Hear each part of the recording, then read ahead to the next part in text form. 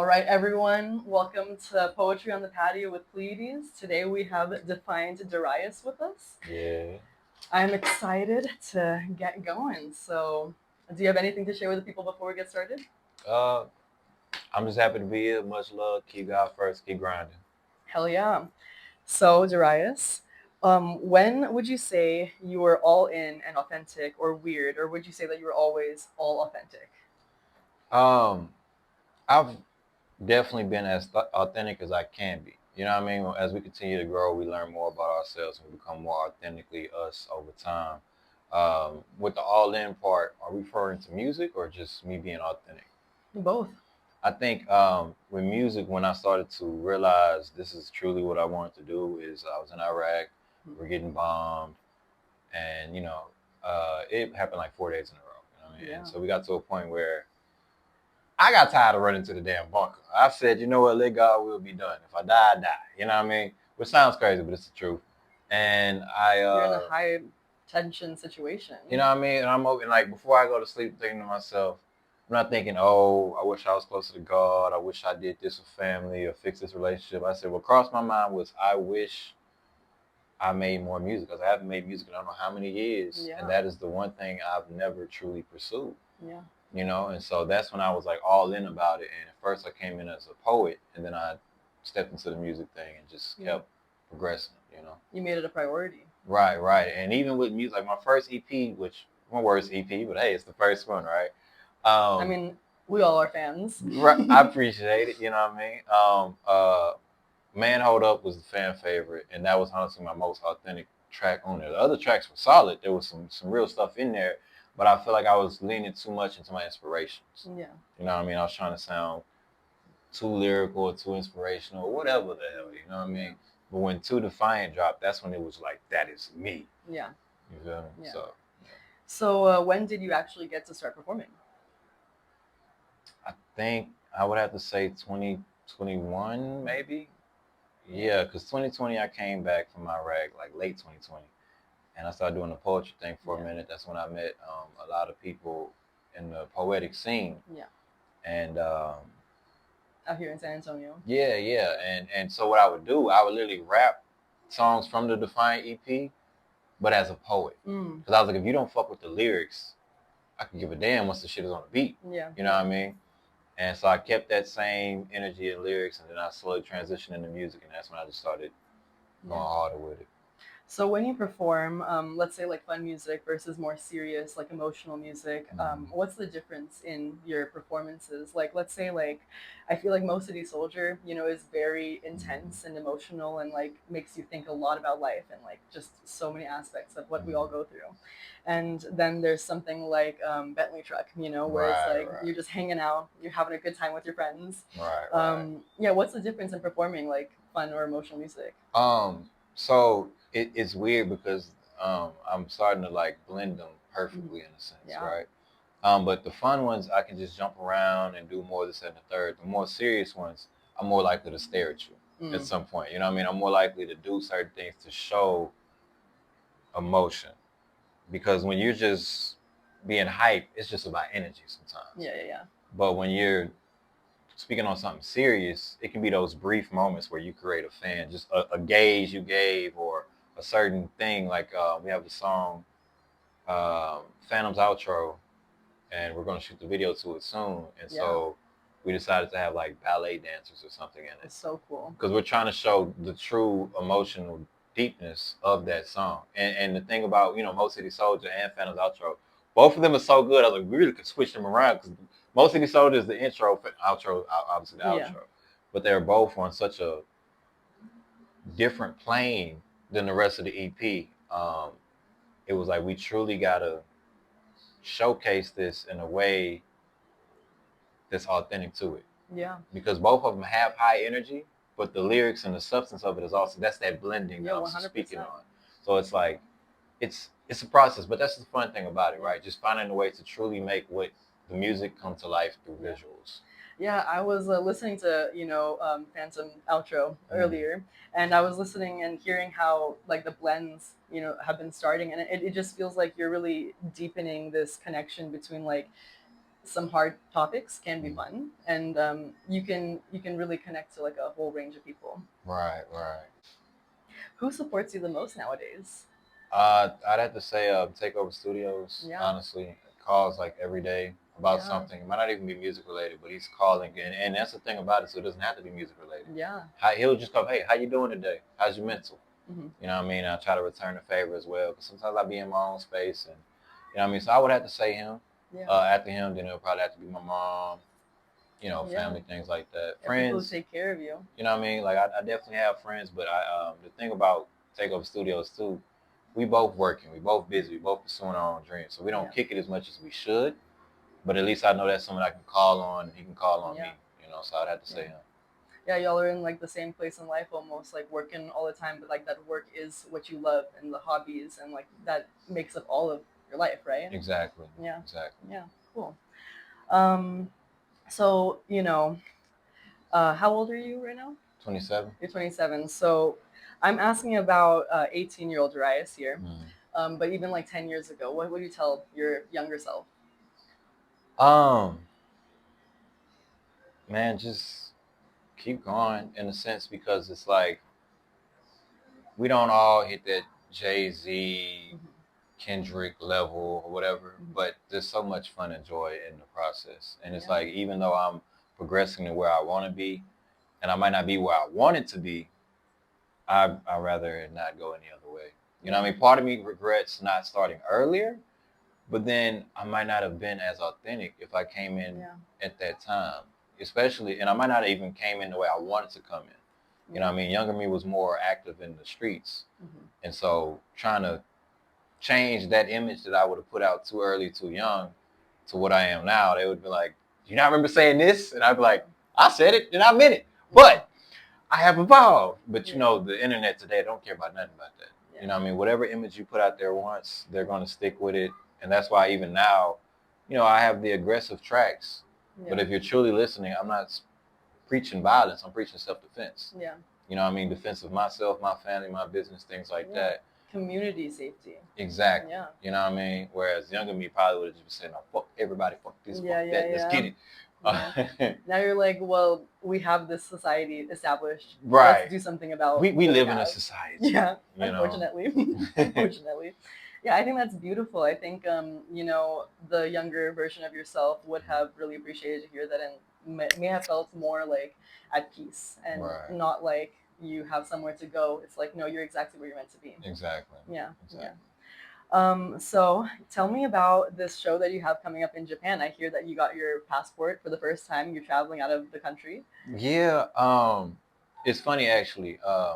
It's my first time having a passport as an adult. I had a Mhm. passport when I was like 12 or 13. Okay. I lived in Kenya for like 3 months. Mhm. My stepfather's Kenyan, and it was a life changing experience. Honestly, I mean, to go back to the motherland, and it also kind of helped me with my journey of accepting my pro blackness. Yeah. I've never been anti pro black, but in the sense of if I look around and all I see is crackheads, shooters, this, that, and the third, I'm not gonna have the best viewpoint of my own people. Yeah. But if I go and I see, oh, we can be something other than that, that changes my perspective in a lot of ways. My bad. I took that a different route. No, But I mean like the culture, right, and that's the thing I'm excited for with the Japan show. There we go, back on topic.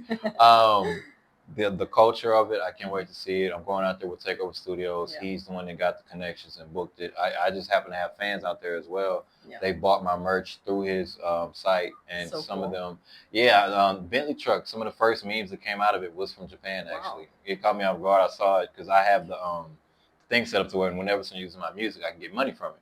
And I was like, "What the hell is that?" And someone was like, "Huh? What? What?" I was like, "Oh, okay, y'all making memes out of my shit. Go ahead." Yeah. So I can't wait to go out there. We're going to be in Osaka at first, and then we're going to go to well, that's not a part of the show. We're going to be traveling. You know what I mean? We're going to go to Tokyo. As you we're going to deserve. try to exactly. Yeah. So you're gonna be shaped. Yeah. You're gonna let Japan shape you. In a sense, because it's like one thing I try to tell people too is get the fuck out the city. Yeah. You know what I mean? Like, don't let the local shit control you or water you down or this, that, and the third. I went on tour earlier this year. We went to Austin, Dallas, Waco, Killeen, and of course we did a show in San Antonio as well. And the tour might not have turned out exactly how I wanted, but it was definitely a learning experience, and Yeah. it was beneficial to my growth. Yeah. And I would have thought the next tour would have been like state to state. But I'm like, well, fuck it. If we can go to Japan, Brazil, and Mexico next, let's do that. Yeah, might as well. You know what I mean? Because the thing about it, too, is my buzz started in Mexico, which was weird to me. But the Mexican fans, came down. They loved the Two Defiant EP. And they started telling their family in Texas about it. Yeah. Now, the Americans finally started listening to it. And I'm like, I told you niggas I was cold. I don't know why people from other countries got to tell you that I'm cold, Yeah. but those international fans really help you. And they're honestly some of the most supportive people, and they've never met me. Yeah. I mean, they'll buy merch, and there's people I've performed in front of I don't know how many times, and they're like, how much was that shirt? I'm not doing that. Yeah. Bro, what? Yeah.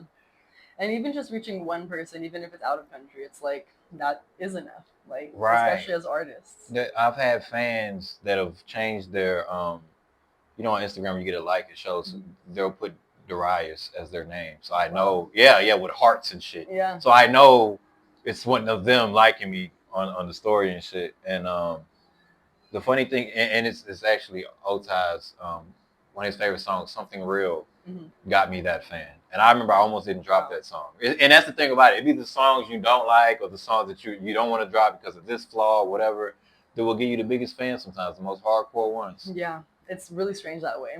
Yeah. Yeah. Well, yeah, that's beautiful. I do want to ask you, so what is the energy that your record company, Illustrate Records, is moving these days? It's very complex because I'm still evolving as a person myself, right? I'm still speaking on street matters, things within my culture, but I've also been getting so involved in politics in my church. It's like I was listening to my music the other day, and it was more on the conscious side. Yeah. And I love YouTube Music's algorithm because it's really good at selecting songs that sound similar to whatever you just listened to. Yeah. And it caught me off guard because I was like, why is a bunch of Christian rap just playing after my stuff? I'm not a Christian rapper. I don't plan on being one because I'm not going to limit my voice by any means, right? But I found that intriguing in itself. I'm not saying we're moving to a Christian, no. But what I am saying is we're moving towards a more positive, inspirational route, which was kind of always the goal in the first place. But that process of finding yourself sometimes, especially when people piss me off, it's hard to stay that way in a sense sometimes, you know what I mean? So, but I've become more able to manage everything. Yeah. Emotions, mental, all that. Yeah, so. Like you have some more trust in yourself. Exactly. Yeah. And I think that trust goes on to your music, right? Like people feel that and they feel like you trust yourself and even if it's not Christian or like faith-based, it's still like you feel the faith in yourself. Exactly. And the spirit that you portray to the world. And I'm gonna piss some Christians off by saying this, but it's the truth.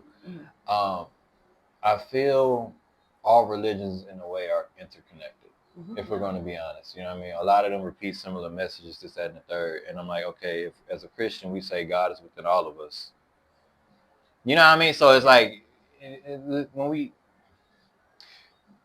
in the Bible they talk about the Tower of Babel, right? We were trying to build a tower to reach heaven, and God struck it down, and then we began to babble. Right, we all spoke different languages to further divide us. If God would create different languages to divide us, wouldn't He create different religions, sexualities, genders, all this, that, and the third as well?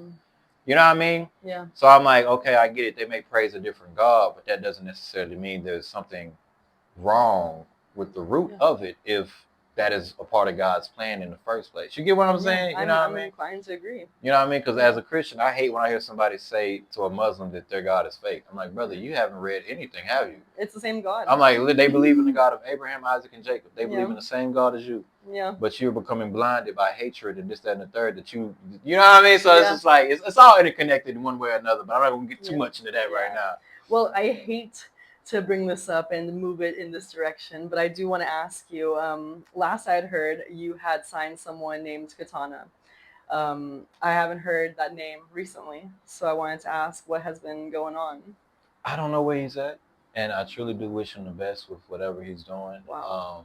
Unfortunately, that is a case of someone necessarily thinking they were bigger than the program, and I don't mean that in a disrespectful way, but sometimes people, if you don't allow them to steer the ship, they'll sink it. Yeah. And I'm not saying that was his intentions. I think it was more so manipulation from the industry. right? Because me and him were super tight, and I can't be by his side 24/7, but other people will be present, right? And so sometimes people be like, "Oh yeah, Darīus is doing a lot for you, but I could do more," or Darīus hasn't done this, or have you? And I'm not gonna act like I was a perfect manager. I wasn't. You know what I mean? I first artist. I'm learning this and the third, but I did a shit ton for him, and it got to a point where it was like, "All right, bro, you or me." You know what I mean? And not even from a perspective of pushing me as an artist, but in the sense of I'm doing so much for you that the ship is going to sink. Yeah. To where we're both not going to be able to do anything Yeah. at this point. You know what I mean? And I taught him the game. You know what I mean? So I hoped he would take what I taught him and kept going with it and would have been able to do it on his own. Because ultimately I wanted him to be able to run his own label. Yeah. But unfortunately I haven't seen that. Yeah. You know what I mean? The people that drove a wedge between us left him high and dry. And I hate to see it, but at the same time, on some weird shit, me and him fell out, and then I received a blessing of a large sum of money. Wow. And so if me and him would have been tight still, some of that money would have went towards him and his career. Of course. Yeah. But everything happens for a reason. And even though I hate that wedge got drove between us, I'm low-key glad because it's like, if we were having issues with this amount of money, then when this amount of money would have came in, my God, there would have been issues. More money, more problems, right? Yeah, in that case, more money, more problems. So it was like, it's unfortunate because he was truly talented, and I do believe he had a good heart and he could do great things. It was just this industry. Yeah. It will get between your friends, your lovers, your family, everyone. Yeah. It will tear you apart if you let them. Yeah. And that's why you got to keep your distance and just not pay attention to it, because people will talk about you to the day you die. Yeah. Ain't shit you gonna do about it. You just gotta when I posted pics of my father when he died, motherfuckers were like, "Is he black? His dad sure look very light skinned. Can he be allowed to say the word nigga? Motherfucker, I'm Creole." Yeah. You know what I mean? One of my exes I posted, she had very short hair, and it was like, "Ooh, she look kind of boyish. Is he gay?" Like, yo, y'all are killing me with the shit that you motherfuckers will say. Yeah. And so when me and Katana fell out, they was like, "What happened? Who betrayed who? Wooty wooty woo." I'm not finna invest in that shit. You niggas roll with whatever theories you want to run. I know the truth. He know the truth. And ultimately, because at the end of the day, it'll be like his truth, my truth. God knows the ultimate truth. It's all live and let live at the end of the day. Exactly. And time tells everything. 100%. Yeah. Well, yeah, thank you for being so candid about that. Yeah. So do you have any cool projects coming up? I wanted to drop 2 more projects for the year, but then the Japan trip came up, so I'm like, okay, drop another EP or go to Japan. Y'all can be okay. Y'all will be fine. I've dropped 2 projects this year. I'm gonna drop 1 more called Bad in Houston, and then I'm gonna yeah. The other one though it's almost halfway done as well. So it's like I got 2 projects really in the work, but the timeline has changed as well. Yeah. Bad in Houston, I'm probably gonna drop maybe November. November. San Antonio's Finest will be in January, which was funny. I had Hyphen over here last night when we were discussing his verse on it and another person's verse. And I had him listen to the project, and he was like, "I damn near want to rewrite my verse." Yeah. And it's not he had a really hard verse actually. But I had him listen to another song, and he was like, "Bro, I think so and so has I'll just say it, Mike Brunch. I think Mike Brunch has the hardest verse on the project so far." And I'm like, "I'm not gonna hold you." I was like, Mike Brunch killed that motherfucker, bro. Like, and now I know when dealing with Mike Brunch, never send that nigga. Like, send him the beat, send him the hook. Do not send that motherfucker your verse, cause he heard my verse. Like, oh, so we spitting. Boy, I'm talking about that motherfucker came on that shit crazy. The flow was insane. And then the perfect he did an alley loop to Kevin McGee. Kevin McGee's on the track as well, and I was just like, dog. Like, that shit was crazy. So I'm excited for both of those projects. Bad in Houston, I'm leaning more into that blending of the serious matter and the hype energy. But with San Antonio's Finest, that is some bring your best bars, best flows, and I like it because it's even pushing my pen a bit. Yeah. You know what I mean? When Hyphen heard my verse on the song we're doing. He was like, damn. I said, yeah. Once the same thing I just said for Mike Brunch, don't send me something with your verse on it because I'm going to outdo you. I'm going to try my best to outdo you. You know what I mean? So yeah, it's going to be a good project. You're going to show your essence. Right. And this one, super secret. Third EP already in the mix. I'm having a local producer, rapper produce all the beats on this one. And yeah, so you see, I'm thinking 3 EPs ahead. Yeah, you know what I mean? I don't want there to be a drought whatsoever, even though I kind of feel like it's been a little bit of a drought, but that's because I'm such a workaholic that I have to remind myself, bro, you are human. Yeah. You don't have to drop a project for every season of the year. That's kind of crazy when you really think about it. You need to rest. Your fans already have new music, but they do want more. Right. So I always want more. I dropped Mo City Soldier in like 2 weeks. Somebody said, that was dope. What's the next project? God damn. Golly, wait a minute. Give me some time. Right, right. I'm like, buy a shirt, buy it on iTunes so I can have the money to go ahead and buy the next beat for the next project. You know what I mean? Yeah. So okay, staying level-headed is a great way to move forward with the industry in general. So how do you stay level-headed with the movement of tech and all the changes that happens in that world, or the grind of the social media formalities? I'm not afraid of AI. I think AI is nothing more than a tool. I use AI for my mix and mastering. You know what I mean? And what I've heard about a lot of AI tracks, they lack soul.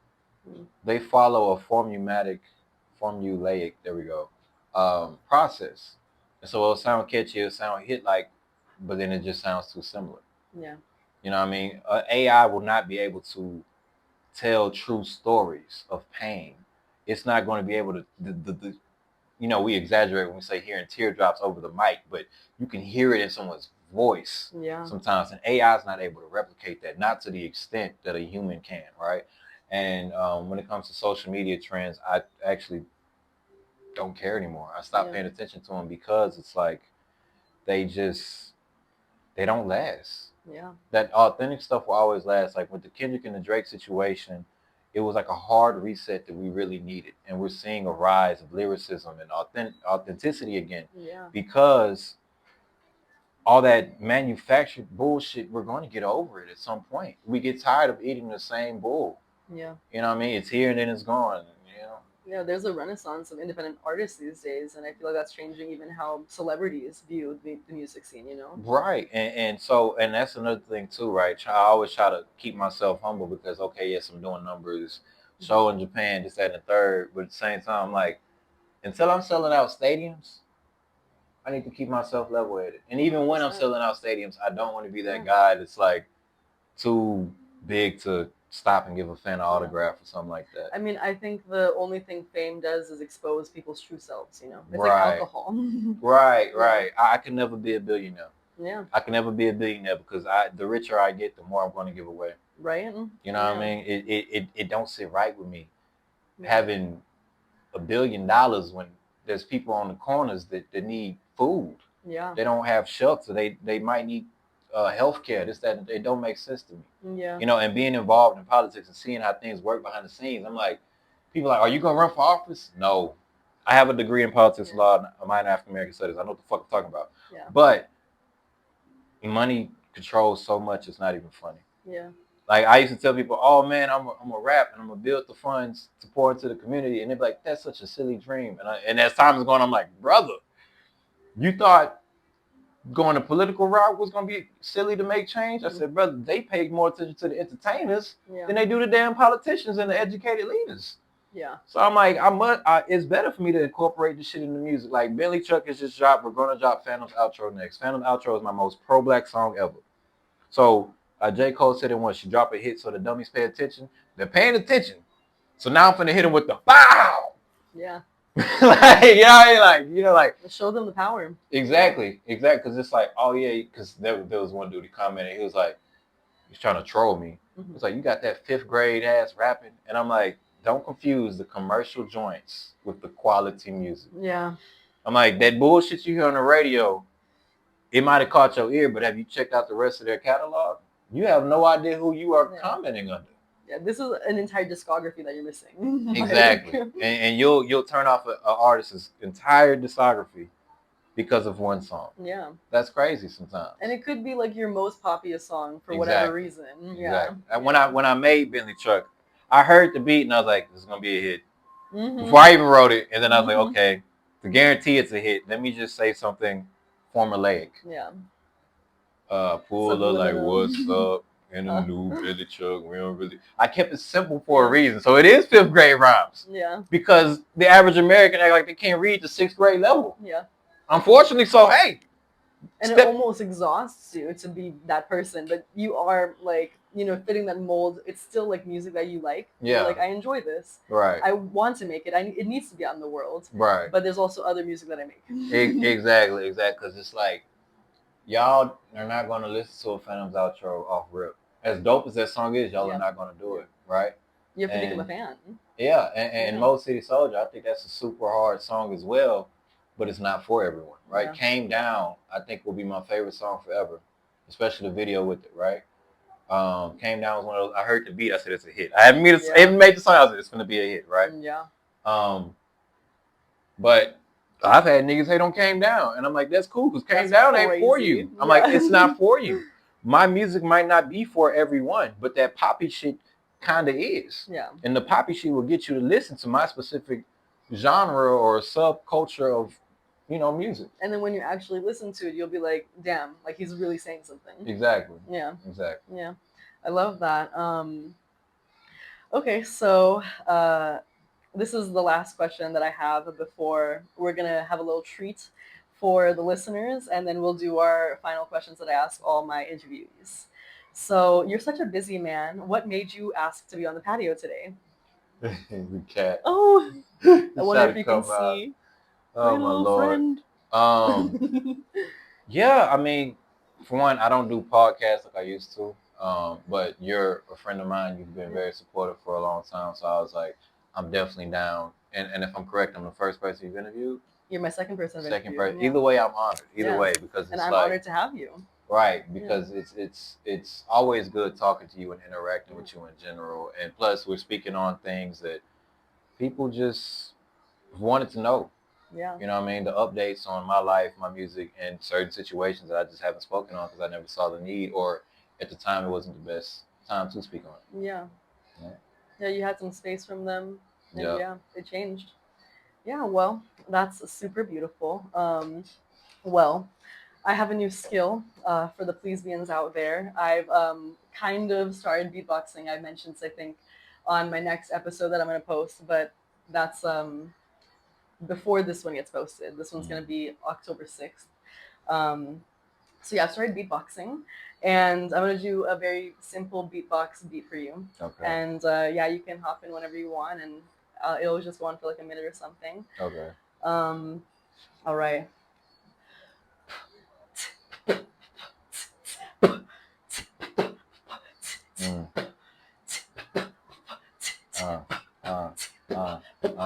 Look, I'm chilling on the patio. You can smoke some endo. Me and my niggas, you know, we finna grow. Gotta stack that paper. We gotta stack the cream. So I do it for you know, I do it for my team. I'm a boss. I'm a player. Don't care what they saying. Them niggas is haters. I gotta get this money. I gotta keep that strap. If a nigga talk shit, hit him that like that. Leave a nigga flat. Boy, I be chillin'. I am a fucking villain. If I need to, come through and blast you. This is true freestyle. Just saying shit. Hey. I love that. Oh, Thank shit. you. Thank you for entertaining that with me. yeah. It was fun. So to wrap it up, the question: are you a friend to yourself? Yeah, I would say I am. I can sometimes be my worst enemy as well, but you know, I was dealing with this person and they kept making it seem like I didn't love myself. But what I realized is my form of self-care might not be your form of self-care. You know what I mean? Yeah. And so the way I be a friend to myself might not be seen in your. For example, let's say if you like hiking. Yeah. So I'm like, I don't like hiking. That made me tired. That ain't no friend to me. No friend of mine would take me hiking. Shit, I would. That's just our 30 minutes. Yeah, we can keep going. Yeah. So yeah, I would say I'm a friend of myself. Yeah, Yeah, cool. Well, that's really beautiful to hear. I think we all deserve to be a friend to ourselves, even when we are sometimes an enemy to ourselves. Mm. So, how can you be more of a friend to yourself? I think by focusing more so on myself, I've shown too much love and not enough discipline. Mm. I have a really big heart, and people sometimes take advantage of that. You know Yeah, what I mean? And they'll kind of drain me of my energy, my resources, this, that, and the third. yeah, But the thing about investing in yourself, it'll never go to waste. It yeah, will never go to waste. I've invested in others before, and sometimes it comes back, sometimes it doesn't, yeah, right? So I think the best way I can be a friend to myself is taking care of myself, yeah, focusing 100%. on myself, right? Um, I plan on being single for a good minute, Mm-hmm. but when I do decide to move in with someone again, I've decided I'm gonna need a 3 bedroom because I'm Mm, gonna show y'all the studio, and in the studio, I am so at peace. yeah, You know what I mean? And that is a space now that I am not willing to sacrifice for anyone. yeah. You know what I Not even mean? your sleep. That's a different Darius. I sleep in the studio sometimes just for I don't even know. I'm just so at peace. Yeah, maybe even inspiration. Like the dreams will come to You you. know what I mean? Like I don't Yeah. even go to the studio to rap sometimes. Just being in that space brings me so much peace. And so by having a space such as my studio, that is being a better friend to myself. Yeah. Creating a safe space for myself, even within my house. Because yes, your house is your safe space, but if you have like the feng shui in one particular Mm-hmm. spot that's perfectly aligned for you, dog. Yeah. Even if it's not like isolating yourself, it's like bringing the right energy in when you are more focused on yourself. It's like the Right, right energy to the right places and right, taking care of those spaces. right, Yeah. exactly. Yeah, that's beautiful. Curating your space. Yeah, Yeah. yeah. Yeah, definitely. And so my last question is, how can you love yourself more? Um, Traveling. Yeah. Personally, I feel like because yes, having a safe space is dope, but then another thing about it too is if you expose yourself to other elements of the world, that stuff you could bring back into your space that you will love 100%. even more. You know what I mean? So I've been to Puerto Rico. I don't like coffee. I love Puerto Rican coffee. I Mm. can't find that shit here, but I love it. I love mangoes. I don't like mangoes here. I love Kenyan mangoes Mm. though. Kenyan mangoes hit hard than a motherfucker for some reason, Mm. right?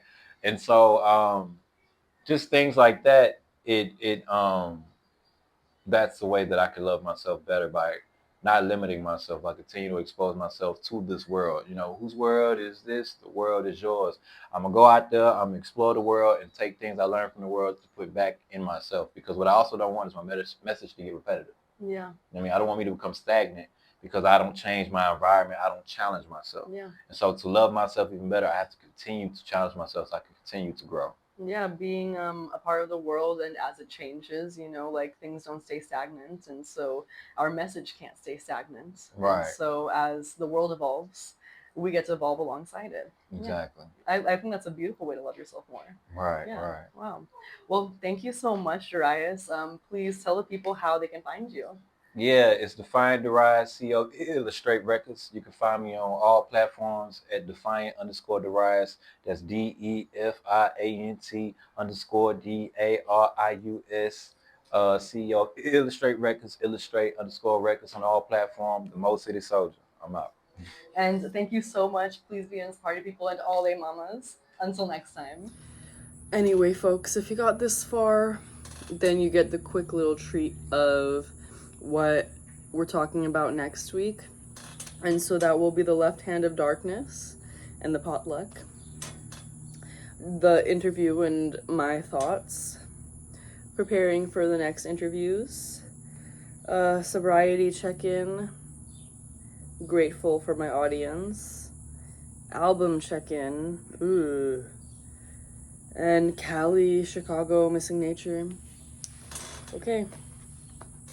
Until next time, bye!